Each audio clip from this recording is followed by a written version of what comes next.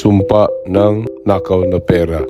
Huwag mong akalaing kapag galing sa nakaw ang pera mo, aasenso ang buhay mo.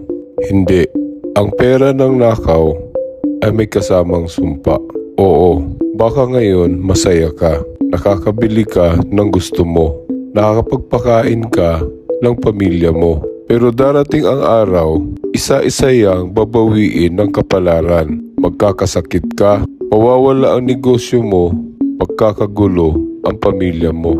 Lahat yan, bunga ng mali mong pinagmulan. Kasi ang nakaw na pera, parang apoy. Kahit gaano mo pa ingatan, susunugin ka rin sa huli. At ang masakit, pati mahal mo sa buhay, nadadamay sa apoy na dala mo. Tandaan mo, ang tunay na yaman galing sa pawis at tamang paraan. Ang galing sa nakaw, kahit gaano kalaki, mauuwi sa abo. Ako si Maskara. Hindi mo man ako kilala, pero naiintindihan kita.